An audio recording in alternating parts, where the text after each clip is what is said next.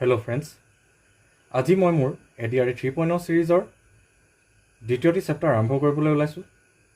আশা কৰোঁ আপোনালোকে সকলোৱে ACF আৰু LCMৰ ভিডিঅ' কেইটি চালে আৰু তাত যিখিনি কনচেপ্ট বুজোৱা হৈছিল সেইখিনি বুজি পাইছে। আজি মই দ্বিতীয়টি চেপ্টাৰ আপোনালোকলৈ আগবঢ়াম। ইয়াত মই এটি টপিক ৰেচিঅ' আৰু প্ৰপৰ্শ্যন লৈ আহিছোঁ। আমাৰ প্ৰায়বিলাক অংক কিছুমান যিটো আমি এৰিথমেটিক বুলি কওঁ, এৰিথমেটিকৰ কিছুমান কনচেপ্ট যেনেকৈ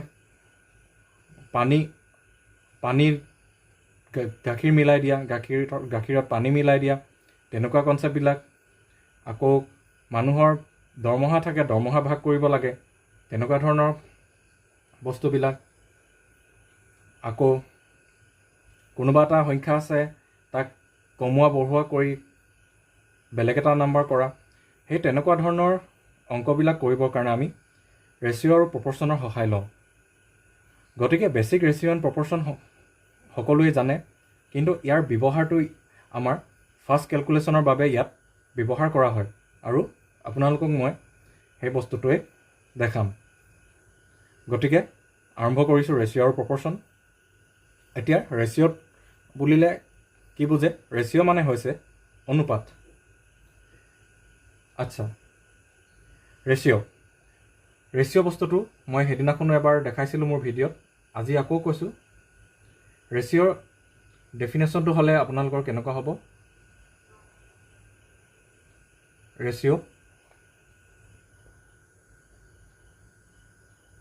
ৰেচিঅ'ৰ ডেফিনেশ্যনটো হ'ব আপোনালোকৰ the number of times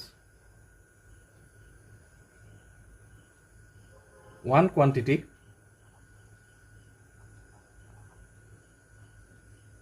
contains another quantity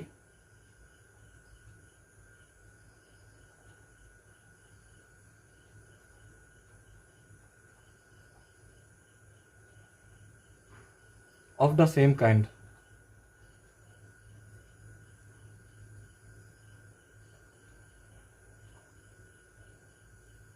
তাকে কোৱা হয় ৰেচিঅ' বুলি।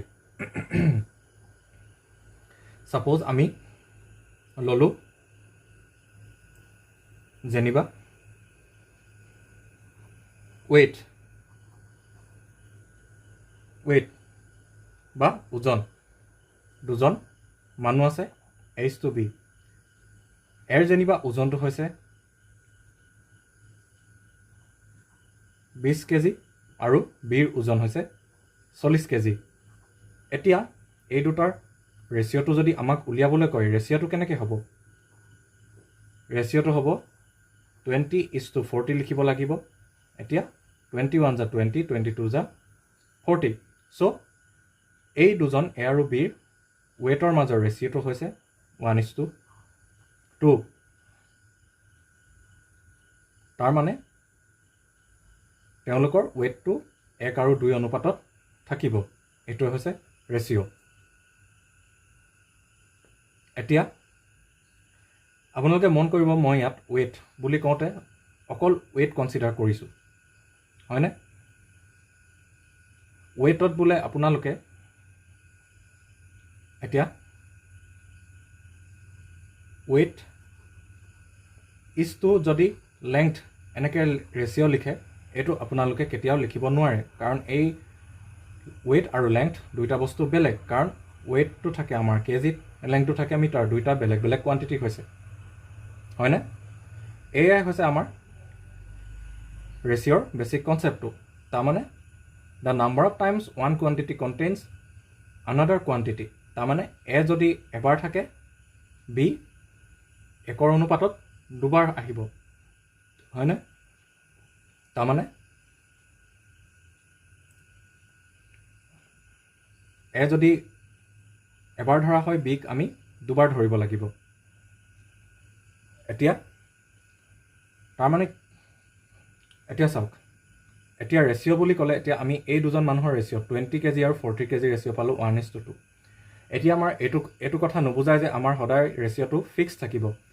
এই 20 kg আৰু 40 kgৰ এইটোৱে এটা অকল ৰেচিঅ' নহয় 1:2 আছে তাক আমি কেনেকৈ লিখিব পাৰোঁ 1/2 এতিয়া 1/2 লগত বোলে আমি 2 মাল্টিপ্লাই কৰি দিলোঁ 2/4 পালোঁ আকৌ 1/2 লগত আমি এবাৰ নেক্সট যেনিবা 3 মাল্টিপ্লাই কৰিলোঁ 3/6 পালোঁ 2/4 তাৰমানে 2:4 আকৌ 3:6 এতিয়া দেখিছেনে সেই দুজন মানুহৰ ৱেইটৰ ৰেচিঅ'টো ফিক্স নহয় তেওঁলোকৰ আচল ৱেইটটো ফিক্স কিন্তু তেওঁলোকৰ ৱেইটৰ যিটো পৰিমাণ কিমান আছে 2 হ'লে ইয়াত 4 থাকিব ইয়াত এৰ 3 পৰিমাণটো 3 হ'লে বিৰ পৰিমাণ 6 হ'ব তাৰমানে তেওঁলোকৰ ৰেচিঅ'টো কেতিয়াও ফিক্স নহয় তাৰমানে যিকোনো এটা কোৱান্টিটিৰ ৰেচিঅ' কেতিয়াও ফিক্স নাথাকে আৰু এই বস্তু প্ৰপাৰ্টিটোৱে আমি অংকত ইউজ কৰোঁ আমি আমাৰ যেনেকৈ ইচ্ছা অনুসৰি আমি কেলকুলেশ্যন সহজ হ'বলৈ আমি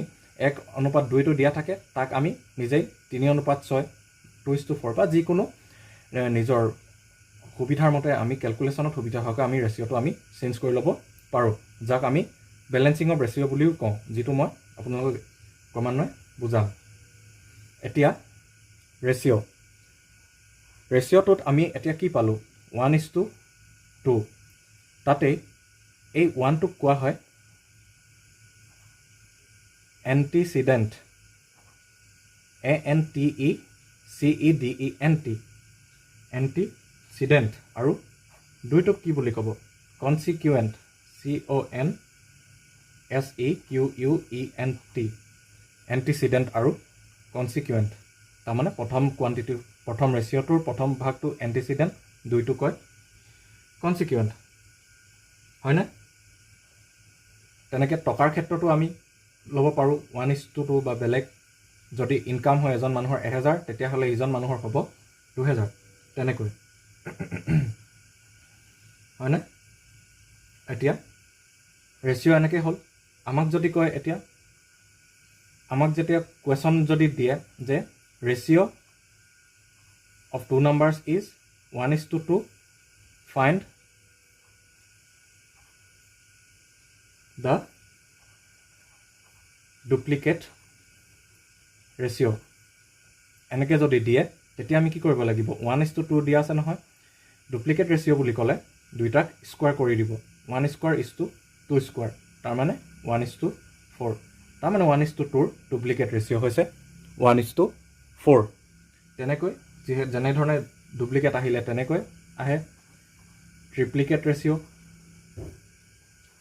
ট্ৰিপ্লিকেট বুলি ক'লে ডুপ্লিকেট মানে 2 ট্ৰিপ্লিকেট বুলি ক'লে 3 1 আৰু 2 ট্ৰিপ্লিকেট ৰেচিঅ' হ'লে 1³ = 2³ কৰিব তাৰমানে 1:8 তেনেকৈ সাব ডুপ্লিকেট বুলি ক'লে SUB sub DUPLICATE sub duplicate ratio' বুলি ক'লে কি হ'ব 1:2ৰ square root of 1 square root of 2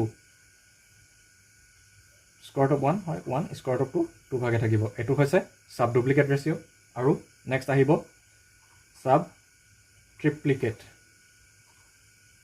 ratio' sub ট্ৰিপ্লিকেট ratio' মানে cube root of 1 cube root of 2 বা আমি এনেকৈও লিখিব পাৰোঁ কিউব ৰুট অফ 1 টো 1 হ'ব 2 1/3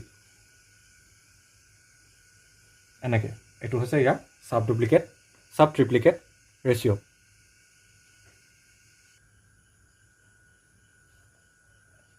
এতিয়া আমি আহিছোঁ এটা ইনভাৰ্ছ ৰেচিঅ' ধৰি লওক দুটা সংখ্যা দিয়া আছে x:y তেনেহ'লে তাহাঁতৰ ইনভাৰ্ছ ৰেচিঅ' কিমান হ'ব 1:x:1:y তেনেকৈ আকৌ কম্পাউণ্ড ৰেচিঅ' বুলি কয় এটা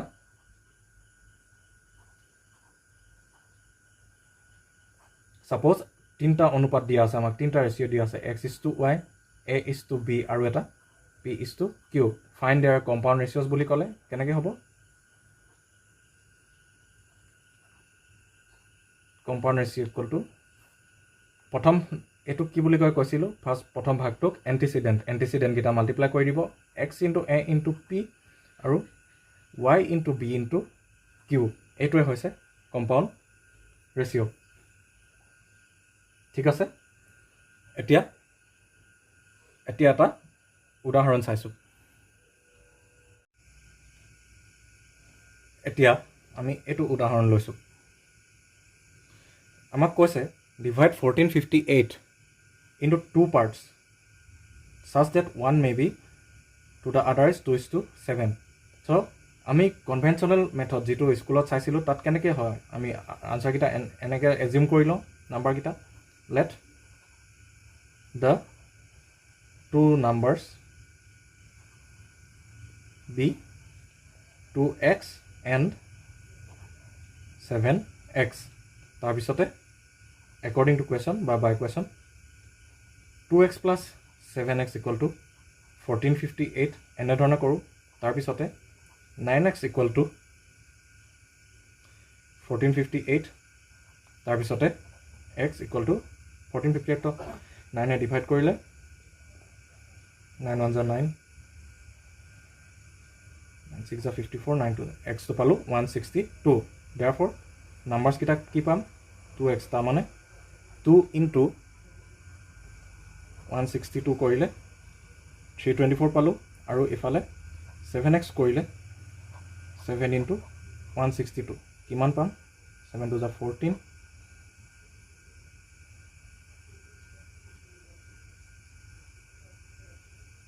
16 7 112 তো পালোঁ 113 1134 এইটো হৈছে আমাৰ কনভেনশ্যনেল মেথড গতিকে পৰীক্ষাত এনেকৈ কৰিব গ'লে আপোনালোকৰ কিছু সময় লাগিব কিন্তু যাৰ কেলকুলেশ্যন ফাষ্ট আছে এনেকৈও কৰিব পাৰে মই আৰু এটা উপায় কৈছোঁ কেনেকৈ আপোনালোকে কৰিব পাৰে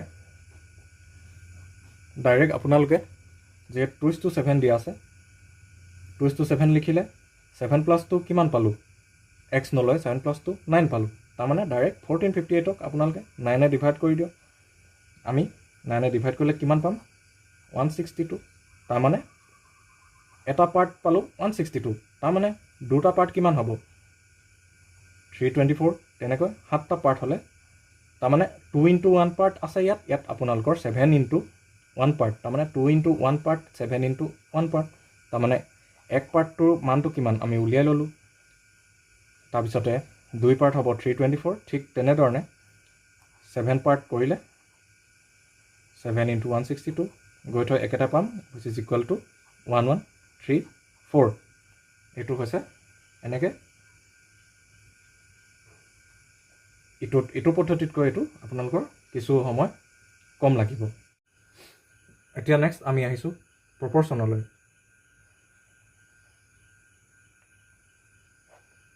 এতিয়া আমাক জানিবা দিয়া আছে দুটা ৰেচিঅ' এটা হ'ল h/b আৰু এটা c/d তা এইকেইটাক প্ৰপৰ্চনত থকা বুলি আমি কেতিয়া ক'ব পাৰোঁ যেতিয়া a/b c/d বা a/b equal to c/d এনেকৈ কৰা হয় এতিয়া আমি ইয়াত কি লিখিলোঁ a/b c/d এতিয়া আমি ইয়াত a আৰু d যিহেতু এই প্ৰপৰ্চনটোৰ এইকেইটা বাহিৰত আছে এইকেইটাক আমি ক'ম এক্সট্ৰিমছ বুলি আৰু b আৰু c যিকেইটা আছে আমি এইকেইটা মিনছ বুলি কওঁ বা মিডিল টাৰ্মছ কাৰণে এইকেইটা কওঁ মিনছ আৰু এইকেইটা যিহেতু শেষৰ টাৰ্ম এণ্ড টাৰ্মছ সেইকাৰণে এইকেইটাক কওঁ এক্সট্ৰিমছ এতিয়া ইমপ্লাইজ দি কি ক'লোঁ a/b equal to c/d তাৰপিছত ক্ৰছ মাল্টিপ্লাই কৰিলে a into d equal to b into c কি পালোঁ a into d equal to b into c তাৰমানে a আৰু d আমি কি বুলি কওঁ এক্সট্ৰিমছ তাৰমানে প্ৰডাক্ট অফ এইটো মাল্টিপ্লাই হৈছে কাৰণে product of extremes is equal to product of means এইটো এটা হৈছে আমাৰ ফৰ্মুলা লিখি ৰাখিব product of extremes equal to product of means এতিয়া এইটো ক'লোঁ প্ৰপৰ্চন নেক্সট আহিব কণ্টিনিউড প্ৰপৰ্চন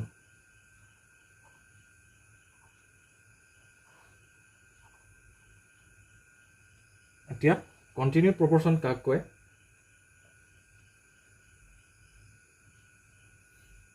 যদি if 3 quantities A, B and C are in continued proportion,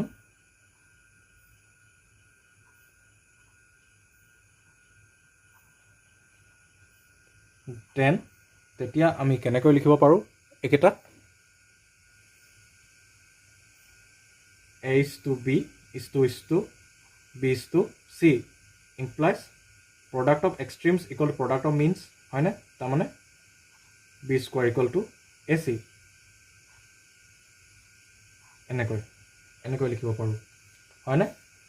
আমাক কুৱেশ্যনত দিয়া থাকিব পাৰে যে ফাইণ্ড দ্য ফ'ৰ্থ প্ৰপৰ্শ্যন বা ফাইণ্ড দ্য মিন প্ৰপৰ্শ্যন, তেনেকৈ। এতিয়া এটা যেনিবা কুৱেশ্যন লৈছোঁ, আমাক কৈছে ফাইণ্ড দ্য ফ'ৰ্থ প্ৰপৰ্শ্যন।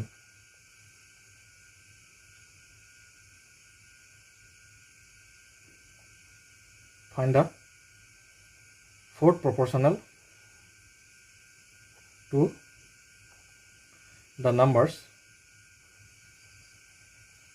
6, 8 and 15 এনেকৈ দিয়া আছে। এতিয়া আমি এইকেইটাক কেনেকৈ কৰিম? লেট দ্য ধৰি ল'ব ফ'ৰ্থ প্ৰপৰ্শ্যনেল বি এক্স, তেতিয়া আমি কেনেকৈ লিখিব পাৰোঁ? therefore 6 is to 8 is to 15 is to x। এতিয়া ডিভাইড ফৰ্মত নিলিখি আমি কি কৰোঁ? Product of extremes equal to product of means কৰি দিলোঁ। 3 2 যা 6, 3 5 যা 15, 2 4 যা 8, 5 4 যা 20, তাৰমানে ফ'ৰ্থ প্ৰপৰ্শ্যন পাই গ'লোঁ আনচাৰ 20। এনেকৈ পটকেনে আমি কৰিব পাৰোঁ। আৰু এটা কুৱেশ্যন লৈছোঁ, যেনিবা ইয়াত কৈছে find the mean proportional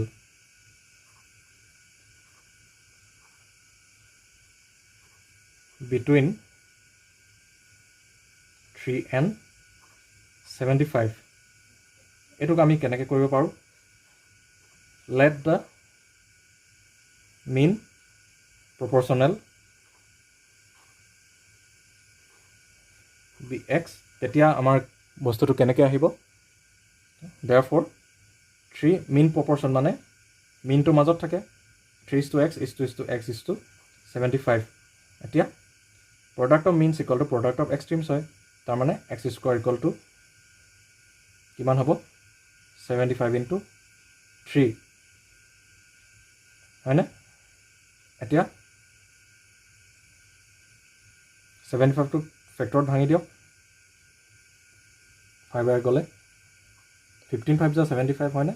3 তেনেকৈ 5 15 কৰিবলৈ হ'লে 5 3 যা 15।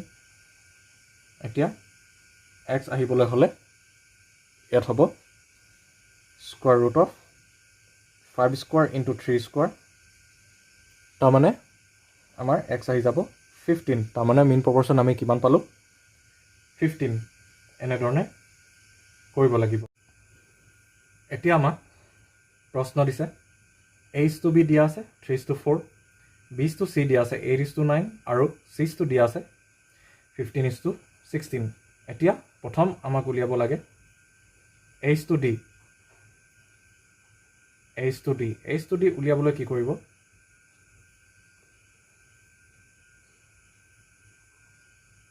A by D এনেকৈ লিখিব, তাৰপিছত A by B into B by C into C by D। এতিয়া 3 by 4 into 8 by 9 into 15 by 16 এনেকৈ লিখিব। এতিয়া 4 2 যা 8, 3 3 যা 9, 3 5 যা 15, 3 3 কটা গ'ল, 2 8 যা 16, এতিয়া 5 by 8, তাৰমানে therefore A is to D আমি কিমান পালোঁ? 5 is to 8 এইটোৱে ইয়াৰ আনচাৰটো 1 মাৰ্কৰ কাৰণে এইবিলাক আহিব পাৰে সেকেন্ড A:B:C উলিয়াবলৈ লাগে এতিয়া A:B আমাক দিয়া আছে 3:4 B:C দিয়া আছে 8:9 এতিয়া চাওক এইটো A:B B:C এইটো তাৰমানে কণ্টিনিউড প্ৰপৰ্শ্যন বুজাইছে কণ্টিনিউড প্ৰপৰ্শ্যন হ'বলৈ হ'লে আমাৰ এই টাৰ্মটো একেই হ'ব লাগে ইয়াত 8 আছে ইয়াত 4 আছে এতিয়া 4 লগত কিমান কৰিলে 8 আহে 2 এতিয়া আমি এই দুইটাকে কৰিলে দুইটাকে মাল্টিপ্লাই কৰিব লাগিব কিহেৰে 2 এৰে 3 টো যা 6 4 টো যা 8 6:8 ইয়াত আছে 8:9 তো therefore A:B:C কিমান হ'ব তাৰমানে এইটো কণ্টিনিউড প্ৰপৰ্শ্যন 6:8:9 এইটোৱে হৈছে ইয়াৰ উত্তৰটো এতিয়া আমি উলিয়াবলৈ লাগে A:B:C:D চাৰিটা এতিয়া কি কৰিব ইয়াত A:B আমাক কিমান দিয়া আছে 3:4 B:C দিয়া আছে 8:9 এতিয়া এই 4টো এই 8ৰ লগত সমান হ'ব লাগিব B ইয়াত সমান নাই আমি সমান কৰি ল'ম 3:8 কৰিলোঁ তেনেকৈ C:D আমাৰ দিয়া আছে 15:16 এতিয়া এইটোক আমি কি কৰি ল'ম যিহেতু 15:16 বুলি দিয়া আছে আমাক আমি এই C টাৰ্মটো একেই কৰিব লাগিব Cটো একেই কৰিবলৈ হ'লে ইয়াত 1 কৰি দিয়ক 15টো ইফালে পঠাই দিয়ক তাৰপিছত 1:16/15 তাৰমানে এতিয়া যিহেতু ইয়াত 9 আছে 9ৰে মাল্টিপ্লাই কৰি দিয়ক 16 × 9/15 হয়নে এতিয়া ইফালে কৰিছোঁ 16:9/15 তাৰমানে C:D আমি কেনেকৈ লিখিব পাৰোঁ C:D আমি 9:16 × 9/15 তাৰমানে 3 3 × 9 3 5 × 15 9:48/5 এনেকৈ লিখিব পাৰোঁ এতিয়া therefore A:B:C:D কিমান হ'ব 3:A:B আমাক দিয়া আছে ইয়াত কিমান পাইছিলে A:B দিয়া আছে 3:8 আকৌ B:C দিয়া আছে 8:9 তাৰমানে A:B:C কি হ'ব 3:8:9 আৰু C:D 9:16 × 9/15 এতিয়া 16 × 9/15 যাক আমি কটাকটি কৰি পাইছিলোঁ 48/5 এতিয়া যিহেতু এইটো 48/5 আছে এইটো এটা আমাৰ ফ্ৰেকশ্যন হৈ আছে 48/5 এইটো নাইকিয়া কৰিবলৈ হ'লে আমি ইয়াক কিহেৰে গোটেই এইকেইটাক অনুপাতটোক আমি 5ৰে মাল্টিপ্লাই কৰি দিব লাগিব তাৰমানে 5ৰে মাল্টিপ্লাই কৰিলে 5 3 = 15 8 5 = 40 9 5 = 45 আৰু আচ্ছা ইয়াত মোৰ এটা ভুল হৈছে এইটো 3:8 নহয় ইয়াত 6:8 হ'ব তো ইয়াত 6:8 আহিব তেতিয়া 5ৰে যদি মাল্টিপ্লাই কৰোঁ 6 5 = 30 8 5 = 40 9 5 = 45:48 তাৰমানে আমি কিমান পালোঁ 30:40:45:48 এনেকুৱা প্ৰশ্ন আহিব পাৰে এইটোৱে হৈছে ইয়াৰ উত্তৰটো If 15 men can reap a field in 28 days, in how many days will 10 men reap it?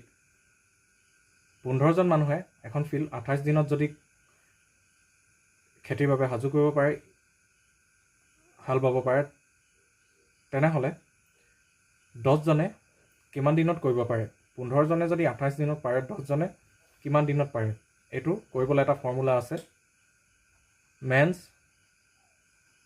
M1D1H1/W1 = M2 × D2 × H2 / W2 তাৰমানে মেন্স ডেইজ আৱাৰ্ছ বাই ৱৰ্ক মেন্স ডেইজ আৱাৰ্ছ বাই ৱৰ্ক হয়নে এই ফৰ্মুলাটো ইউজ কৰি এই ফৰ্মুলাটো পাতি ৰাখিব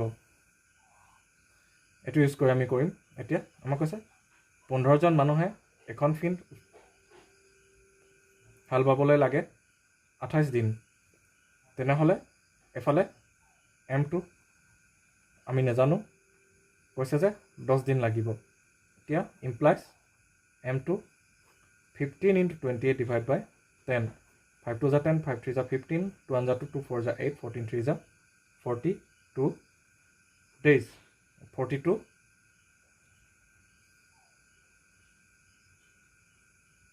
how many days কৈছে, যিহেতু 42 days হ'ব। তাৰ মানে 15 জনে যদি কৰিবলৈ 28 দিন লাগে, 10 জনে মানুহ কমি গ'ল কাৰণে আমাৰ ডেইজৰ সংখ্যা বাঢ়ি গ'ল। এনেধৰণে কৰিব লাগিব। এইটোকে আপোনালোকে এনেকৈ ভাবিব পাৰে, যিহেতু ডেইজ সুধিছে, আৰু এটা মেথড ওৰ যিহেতু 28 দিন আছে আৰু এতিয়া আমাৰ মানুহ কমি গ'ল, তাৰমানে আমাক বেছি দিন লাগিব, তাৰমানে 15/10 ডাইৰেক্ট এনেকৈ কৰিব পাৰে। 5 3 15, 5 2 10, 2 1 2, 2 4 8, 14 3 42 days। এইটো এনেধৰণে আপোনালোকে এই ফৰ্মুলাটোত বহাইও কৰিব পাৰে, নতুবা এনেকৈও কৰিব পাৰে। এইটো আমি ইউনিটাৰী মেথড বুলি কওঁ, হয়নে? ইউনিটাৰী মেথড সকলোৱে পাইছে, বা এইটোক ৰুল অফ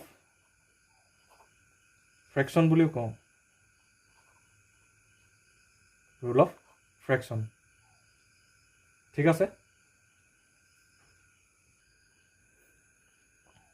নেক্সট এইটো কুৱেশ্যন লৈছোঁ। If 6 men can do a piece of work in 30 days of 9 hours each, how many men will it take to do 10 times the amount of work if they work for 25 days of 8 hours? তাৰ মানে প্ৰথম 6জন মানুহে এটা কাম কৰিছিলে 30 দিনত 9 ঘণ্টাকৈ। এতিয়া কিমান মানুহ লাগিব? 10 times the amount of work, কাম বাঢ়ি গ'ল, 25 days, ডেজ কমি গ'ল, আৰু এফালে সময়ো কমি গ'ল। এতিয়া মই এই যে ফৰ্মুলাটো কৈছিলোঁ MDH/W, MDH/W, ইয়াত আপোনালোকে পাতি দিয়ক। এনেকৈ 6 মেনে কেইদিনত কৰিব পাৰে? 30 দিন, আৱাৰ্ছ 9, এফালে W দিলোঁ, এফালে আমাক দিছে how many men will it take, M2 থাকিলে, ডেইজ কিমান? 25 দিন, 8 ঘণ্টা, 10 times the amount of work, 10 × W, তাৰমানে ইয়াৰ 10 গুণ। এতিয়া W কেঞ্চেল গ'ল, ইয়াত 5 5 25, 5 6 30, 5 2 10, 2 4 8, 2 2 4, 2 3 6, 2 3 6, 3 3 9, 9 9 আমি পালোঁ কিমান? 81 পালোঁ, তাৰমানে 81জন মানুহ লাগিব। চ' এনেকুৱা ধৰণৰ অংক দিলে এই ফৰ্মুলাটোত বহাই দিলে আপোনালোকৰ পটককেনে আনচাৰটো পাই যাব। চ' আজি মই মোৰ লেকচাৰটো ইমানতে সামৰিছোঁ। আশা কৰিছোঁ যিখিনি বুজালোঁ আপোনালোকে সকলোখিনি বুজি পাইছে। ৰেচিঅ' এণ্ড প্ৰপৰ্চনৰ একেবাৰে একদম বেছিক কথাখিনি ক'লোঁ, তাৰপিছত কিছু টিপছ এণ্ড ট্ৰিক্স দিলোঁ আপোনালোকক, সেনেকৈ অংকখিনি কৰিব। আৰু ছেকেণ্ড ক্লাছত মই আকৌ এই চেপ্টাৰটোৱে কণ্টিনিউ কৰিম, আৰু কিছু অংক প্ৰেক্টিছ কৰাম। তাৰপিছতে আপোনালোকে নিজে নিজৰ ফালৰ পৰা প্ৰেক্টিছ কৰিব পাৰে, তো সেইখিনি যথেষ্ট, মই ভাবোঁ সেইখিনি যথেষ্ট হ'ব। তাৰপিছত আপোনালোকে আৰু যিমান প্ৰেক্টিছ কৰিব, আপোনালোকৰ ছলভিংটো আৰু সিমান ফাষ্ট হ'ব, আৰু এই ষ্টেটমেণ্টবিলাক আৰু ভাল ধৰণে যিমান বুজি পাব, সিমান অংকখিনি কৰিবলৈ সক্ষম হ'ব। চ' আৰু মই নেক্সট ক্লাছত কণ্টিনিউ কৰিম। আজি ইমানতে সামৰিছোঁ। আপোনালোকে লাইক, শ্বেয়াৰ আৰু ছাবস্ক্ৰাইব কৰিবলৈ নেপাহৰিব। ধন্যবাদ।